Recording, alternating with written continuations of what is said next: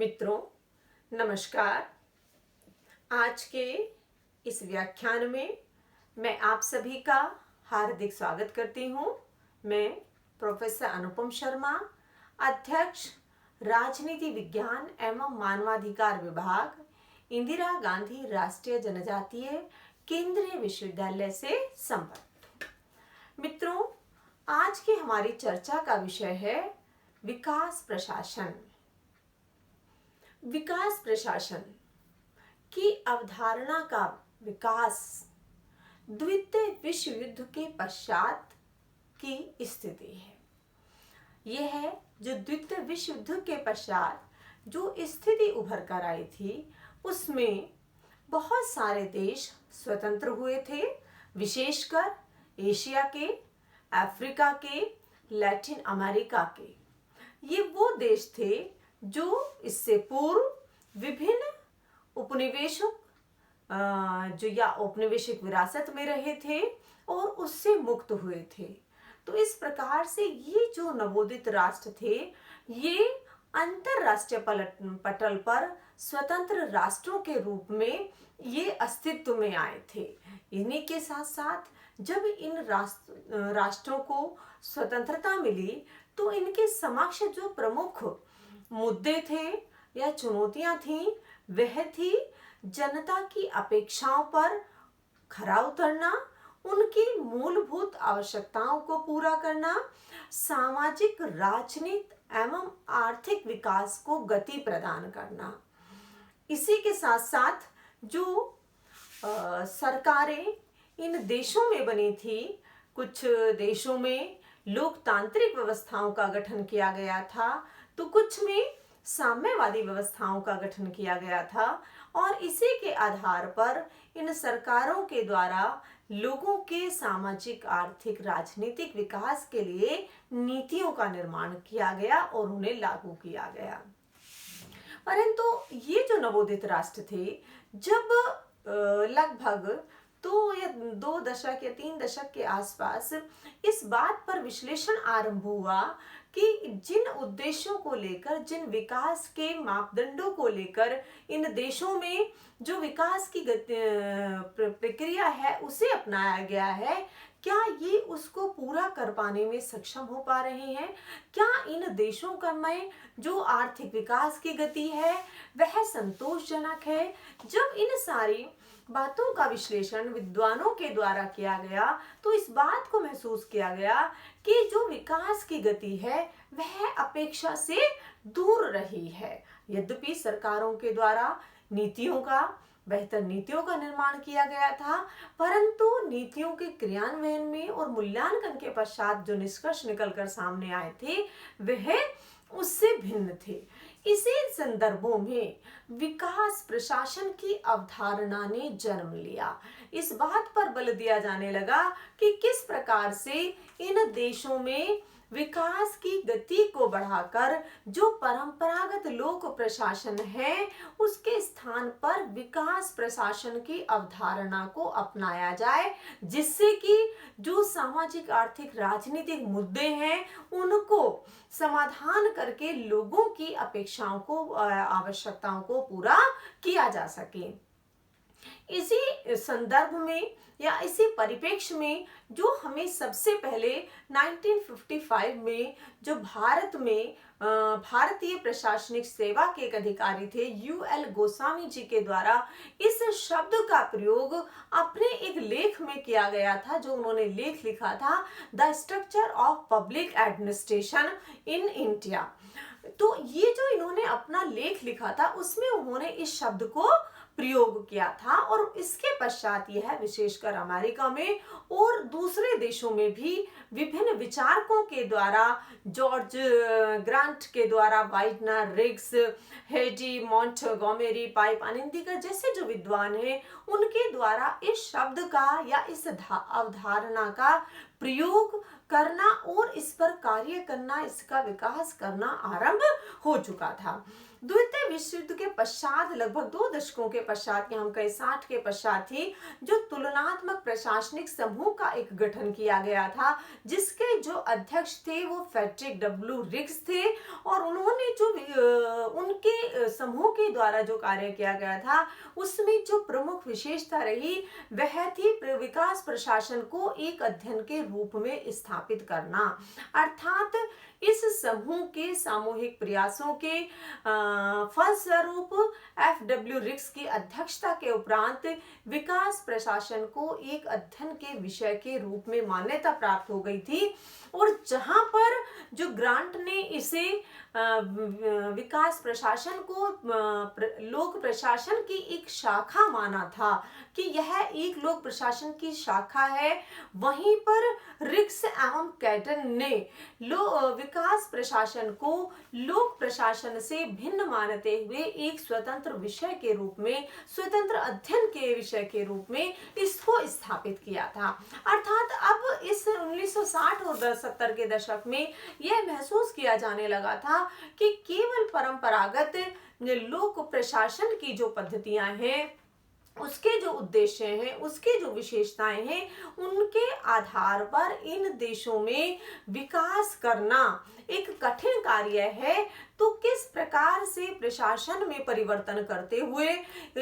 जो इन देशों के समक्ष चुनौतियां हैं उनको सामना करते हुए विकास के लक्ष्य को प्राप्त किया जा सकता है, उसके लिए विकास प्रशासन पर बल दिया जाने लगा था। और जो विकास प्रशासन है, जब इस अवधारणा का आरंभ हुआ तो इसको विभिन्न विद्वानों के द्वारा भिन्न भिन्न प्रकार से परिभाषित किया गया। इसकी भिन्न भिन्न परिभाषाएं निकल कर सामने आए, क्योंकि जहां पर लोगों में, विद्वानों में विकास शब्द के नाम पर मतभेद है, असहमति है, वैसा ही विकास प्रशासन के संदर्भ में भी है कि यह इसको लेकर विभिन्न विचारकों के, वो राजनीति विज्ञान के विद्वान हैं या लोक प्रशासन विषय के विद्वान हैं, इन विद्वानों में इस शब्द को लेकर या इस अवधारणा को लेकर इसमें एक असहमति या भिन्न भिन्न मत हम इसे कह सकते हैं। जैसे कि अगर हम व्हाइटनर की परिभाषा का विश्लेषण करें तो उन्होंने जो विकास प्रशासन है उसको लक्ष्य अभिमुखी मानते हुए और परिवर्तन अभिमुखी मानते हुए प्रशासन के रूप में परिभाषित किया कि अर्थात वह प्रशासन जिसमें लक्ष्य अभिमुखी है, गोल ओरिएंटेड है और चेंज ओरिएंटेड है। अगर इस प्रकार का प्रशासन है तो उसको हम विकास प्रशासन की श्रेणी में रखेंगे। इसी के साथ जब रिक्स, FW रिक्स बात करते हैं तो वह कहते हैं कि विकास प्रशासन उन कार्यक्रमों का और उन परियोजनाओं को पूरा करने के लिए जो संगठित प्रयास किए जाते हैं, लोगों के द्वारा जो सामूहिक प्रयास किए जाते हैं, उससे जो संबंधित है, जो विकास के उद्देश्यों की पूर्ति में संलग्न व्यक्तियों द्वारा प्रवर्तित किए जाते हैं, उसको उन्होंने विकास प्रशासन की संज्ञा दी है। इसी के साथ साथ और विभिन्न विचारकों के द्वारा भी जहां लोग प्रशासन को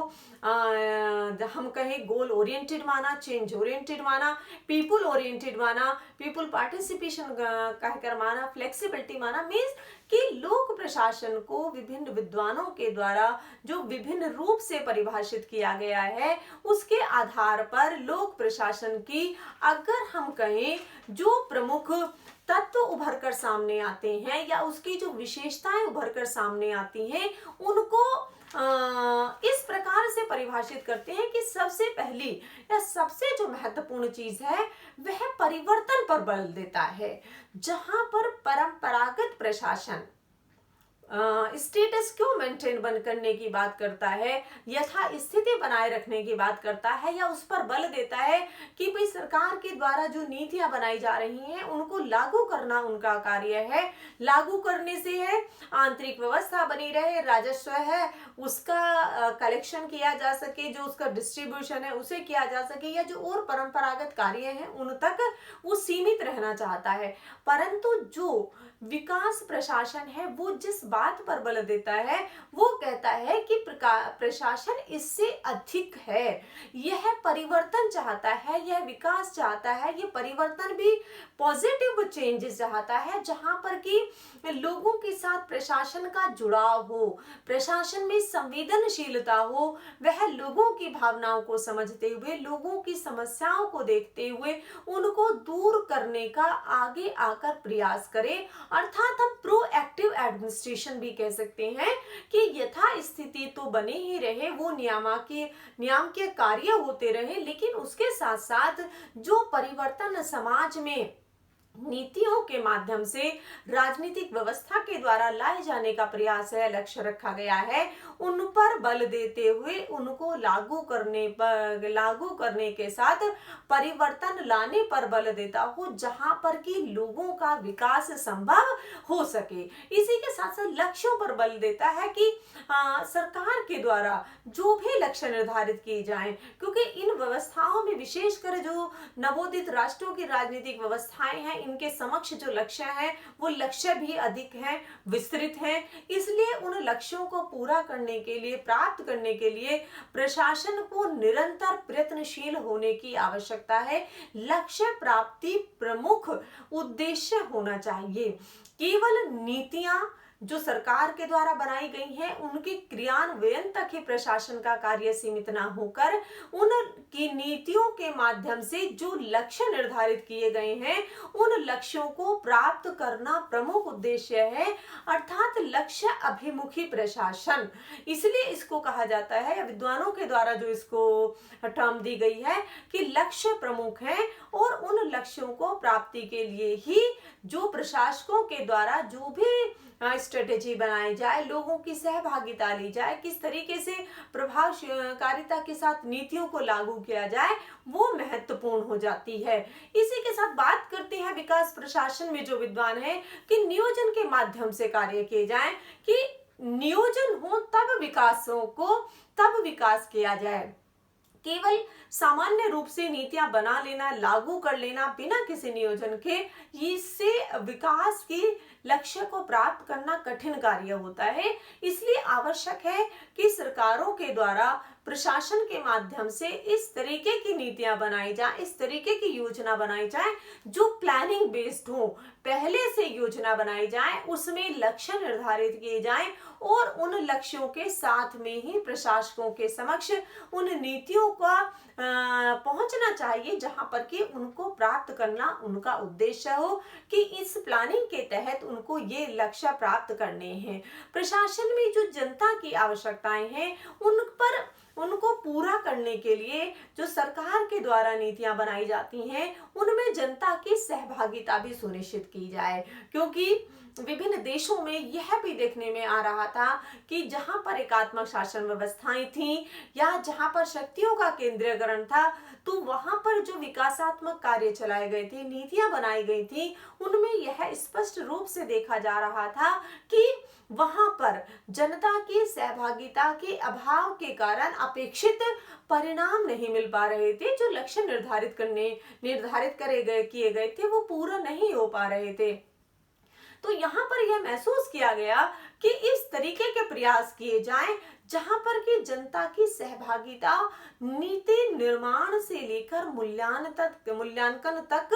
निर्धारित होनी चाहिए। नीतियां बनाने में उनकी सहभागिता हो, नीतियां जब क्रियान्वित की जाए तो स्थानीय स्तर पर या राज्य स्तर पर या केंद्रीय स्तर पर लोगों की सहभागिता हो, और इसी के साथ साथ जब नीतियों का मूल्यांकन किया जाए तो वह भी जनता की सहभागिता के माध्यम से ही होना चाहिए, क्योंकि वही वो जनता है जिनके ऊपर नीतियों को लागू किया जाना है, जिनके लाभ के लिए नीतियां का लागू किया जाता है, बनाया जाता है, तो उनसे बेहतर मूल्यांकन करता और कोई नहीं हो सकता। और उनके मूल्यांकन के आधार पर जो सरकार को फीडबैक मिलेगा वो निश्चित रूप से आगे आने वाली जो सरकार के द्वारा नीतियां बनाई जाएंगी उनमें वह महत्वपूर्ण साबित होगा। इसलिए जो जनता की सहभागिता है वह प्रारंभ से अंत तक होनी चाहिए।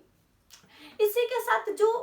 महत्वपूर्ण चीज है जो विकास प्रशासन में हम देखने को मिलती है वह है नवीन ढांचा पद्धतियों और कार्यक्रमों पर बल, क्योंकि जो परंपरागत प्रशासन में जो पद्धतियां रही हैं, जो संगठनात्मक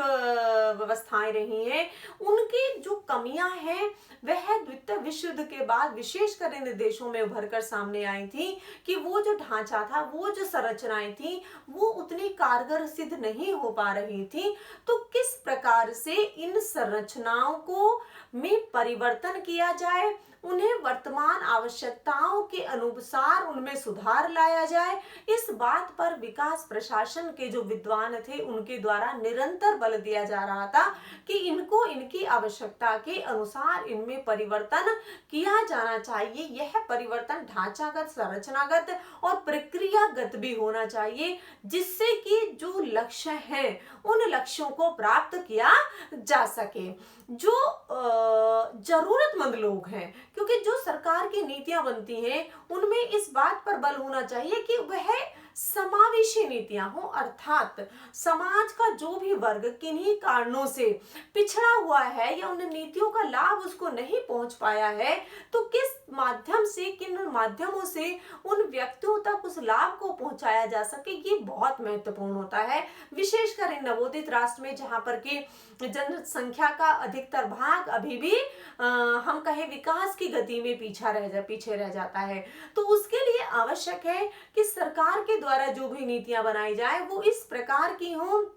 समावेशी नीतियां हो, जहां पर उन वर्गों को विशेष ध्यान रखते हुए उनके लिए विशेष प्रकार की नीतियों का निर्माण किया जाए, और उसी के साथ साथ प्रशासन के द्वारा भी विशेष प्रयासों के तहत उन नीतियों को लागू करके उन लोगों तक लाभ पहुंचाने का प्रयास करना चाहिए, जिससे कि समाज के सभी लोगों का, सभी वर्गों का, सभी समुदायों का एक साथ विकास हो सके। जब एक साथ विकास होगा तो तभी राष्ट्र का विकास होगा। इसलिए जरूरी है कि हर व्यक्ति का विकास संभव हो सके। इसके साथ साथ तो एक और चीज है, जो प्रभावी एकीकरण है वो बहुत महत्वपूर्ण होती है, क्योंकि जो विकास प्रक्रिया में लगे हुए अधिकारी हैं, कर्मचारी हैं, समूह हैं, वो समाज में भिन्न भिन्न लोग इन कार्यों के लिए उत्तरदायी होते हैं। कभी सरकारी मशीनरी होती है, कभी इसके साथ साथ जो स्वैच्छिक संगठन होते हैं, गैर सरकारी समूह होते हैं, वो भी इन विकास कार्यक्रमों में लगे हुए होते हैं। तो इन सबको एक साथ मिलकर एक दिशा में प्रयास करना चाहिए, क्योंकि देखने में आता है कि होता क्या है कि जो प्रयास हैं वो विभिन्न दिशाओं में होते हैं। लक्ष्य सभी का एक है, विकास, आर्थिक विकास, सामाजिक विकास, आर्थिक विकास, लेकिन वो विकास की जो प्रक्रिया है वो विभिन्न दिशाओं में जाती हुई प्रतीत होती है। तो उसके लिए जरूरी है कि वहां पर सभी एक साथ मिलकर, सभी समूह, चाहे सरकारी मशीनरी है, चाहे गैर सरकारी मशीनरी है या स्वैच्छिक संगठन है, एक साथ मिलकर प्रयास करें, एकीकरण के साथ प्रयास करें, जिससे कि लक्ष्य को प्राप्त किया जा सके। और यह लक्ष्य तभी प्राप्त होगा जब सभी के द्वारा अपना जो उनके सिटीजन है उसको केंद्र मानकर कार्य करे जाएंगे। ग्राहक उन्मुखी प्रशासन इसे कहा जाता है कि हर किसी का उद्देश्य होना चाहिए सिटीजन फर्स्ट, अर्थात जो भी नीतियां बनाई जाए वो सिटीजन को केंद्र में रखकर बनाई जाए, और जब लागू की जाए तो वहां भी यही उद्देश्य होना चाहिए कि हर नागरिक का विकास उनका प्रथम उद्देश्य हो, प्रथम लक्ष्य हो। देश में जितने भी रहने वाले लोग हैं सभी का विकास संभव हो सके। वही ग्राहक उन्मुखी होना चाहिए कि प्रशासन को जटिल ना बनाते हुए ऐसा ना हो कि जो नीतियां बनाई जाए वो प्रशासन में जटिलता ले आए, या प्रशासन का विकास इस तरीके से कर दे कि नीतियों को लागू करने में समय, धन और हम कहें श्रम की अधिक आवश्यकता हो। इसके स्थान पर नीतियों को इस प्रकार से बनाकर जहां प्रशासन में लचीलापन हो, नमनीयता हो, लोगों में सहयोग की भावना हो और संवेदनशीलता हो, क्योंकि जब प्रशासन में संवेदनशीलता आ जाएगी, उसका पालन होने लगेगा, तो निश्चित रूप से जब वो लोगों की समस्याओं के साथ जुड़ जाएंगे, लोगों की आवश्यकताओं के साथ जुड़ जाएंगे, तो प्रशासन का आधा कार्य निश्चित रूप से अपने आप ही संभव हो सकेगा। तो इसलिए जरूरी है कि विकास प्रशासन इन सारी बातों पर बल देता है, लेकिन इसके साथ साथ जो एक चीज और मैं इसमें रखना चाहती हूँ कि विकास प्रशासन के लिए या उस अवधारणा को साकार रूप देने के लिए कुछ प्रयास पहले से किए जाएं, कुछ परिस्थितियां ऐसी बना ली जाएं जहां पर कि ये सारी चीजें संभव हो सकें। क्योंकि जो विकासशील देशों की चीज है या ये नवोदित राष्ट्रों के साथ में जो समस्या है वो ये है कि यहाँ पर हम पहले लोकतांत्रिक व्यवस्थाएं ले आए हैं और उन लोकतांत्रिक व्यवस्थाओं के माध्यम से हमने सामाजिक आर्थिक विकास को लाने का प्रयास किया है। तो अब ये जो प्रयास किया जाए, ये इस लक्ष्य को कैसे प्राप्त किया जाए, तो कुछ पहले परिस्थितियां इस तरीके की बना ली जाए जो इन लक्ष्यों की प्राप्ति में सहायक सिद्ध हो सके, विकास प्रशासन के लक्ष्यों को प्राप्त करने में सहायक हो सके। तो उसके लिए जैसे जरूरी है कि प्रशासन के परिवर्तन की भूमिका की मांग करता है कि जो परंपरागत प्रशासन है, जो केवल कानून व्यवस्था बनाए रखने से, राज्य राजस्व एकत्रित करने से, विदेशी आक्रमण से सुरक्षा प्रदान करने से संबंधित था, अब उसके स्थान पर लोक कल्याणकारी राज्य की अवधारणा जब आ चुकी है तो प्रशासन की भूमिका भी परिवर्तनशील हो जाएगी और प्रशासकों को भी इस प्रकार के प्रशिक्षण, इस प्रकार को उनको मानसिक रूप से तैयार करना, इस तरीके का उनके अंदर दृष्टिकोण विकसित करना कि वर्तमान संदर्भों में उनकी जो भूमिका है वह उस नियामक प्रशासन से भिन्न है, परिवर्तित है, उसको स्वीकार करना होगा। इसी के साथ साथ जो विकासात्मक नीतियां हैं उनका निर्माण किया जाए, अर्थात नीतियों का निर्माण केवल बहुत ही साधारण तरीके से नहीं होकर विकास के लक्ष्यों को ध्यान में रखा जाए, गुणात्मक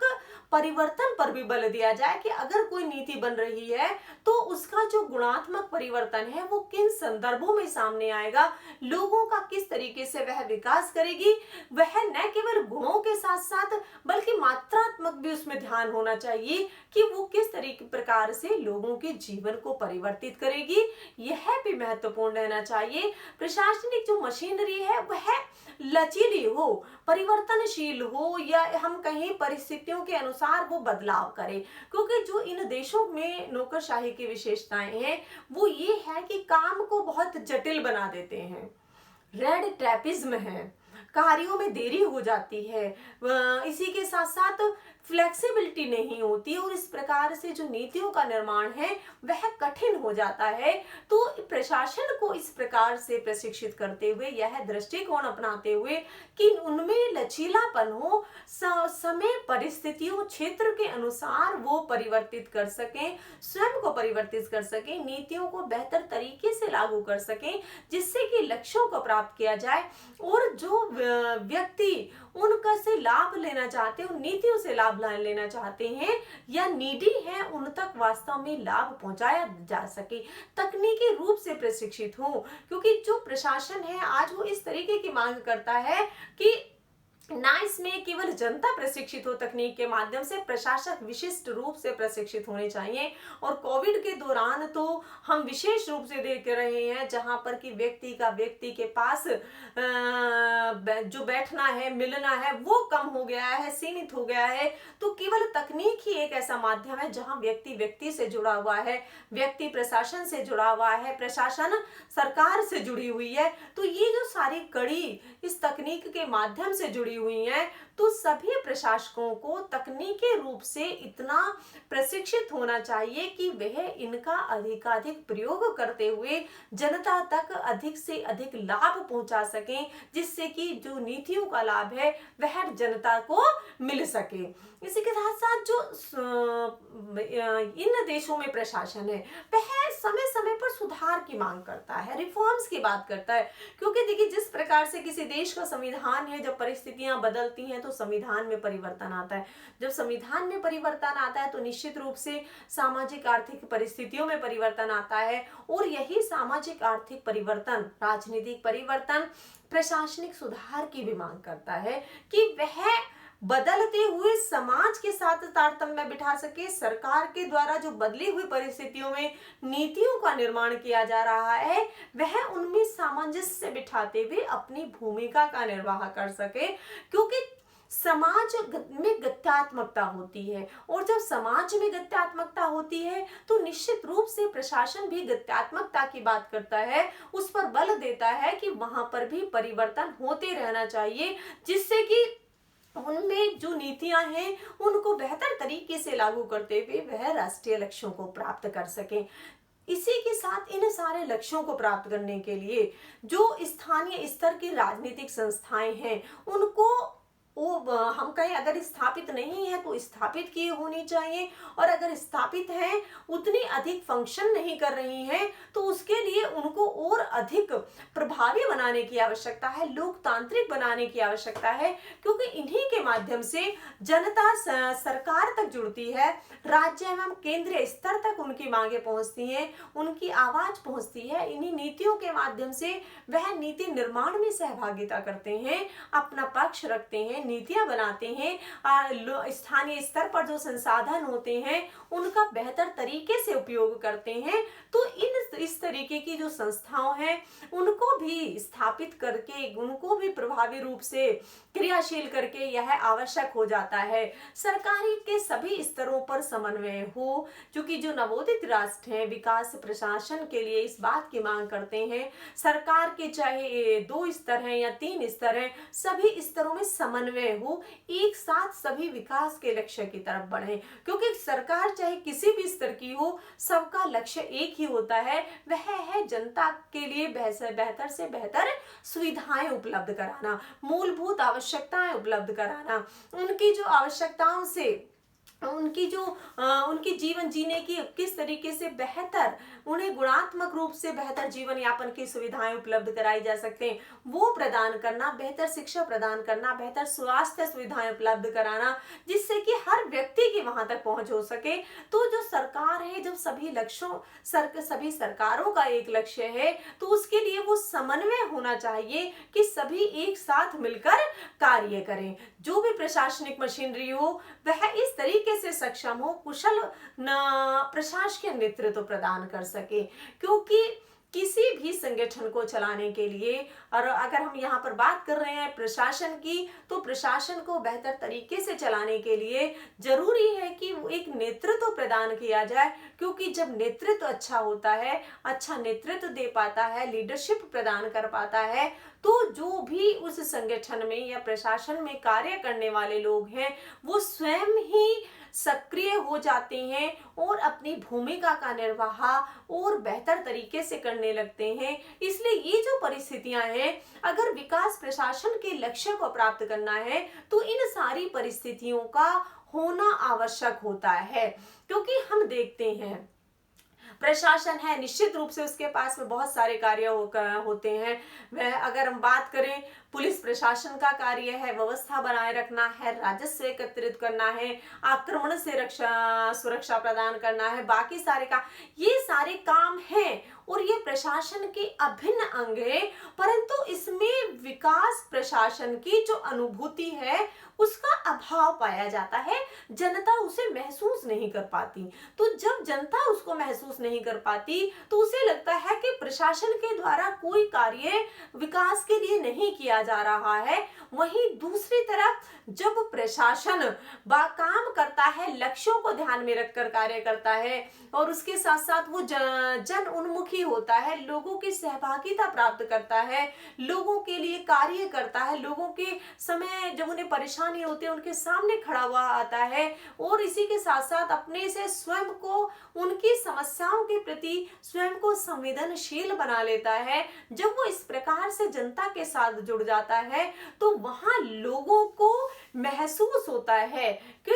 प्रशासन उनके साथ है, और जब लोगों में ये भावना आ जाती है कि प्रशासन उनके लिए कार्य कर रहा है तो वो प्रशासन के लिए कार्य करने लगते हैं, अर्थात दोनों मिलकर सहभागिता निभाते हुए लोकतांत्रिक व्यवस्था को आगे बढ़ाते हुए विकास के लक्ष्यों को प्राप्त करते हैं। तो इन संदर्भों में जो विकास प्रशासन की अवधारणा है वो और भी महत्वपूर्ण हो जाती है कि विकास के लक्ष्य को प्राप्त करने के लिए जो ये मॉडल है, जो ये अवधारणा है, जो विकास को इन माध्यमों से प्राप्त करने पर बल देती है, इसका प्रयोग या इसका हम कहें इन देशों में पालन किया जाता है, किया जाएगा, तो निश्चित रूप से जो लक्ष्य निर्धारित किए गए हैं वे उनको प्रशासन के द्वारा निश्चित समय में उपलब्ध संसाधनों के द्वारा और लोगों की सहभागिता के साथ प्राप्त किया जा सकेगा। धन्यवाद।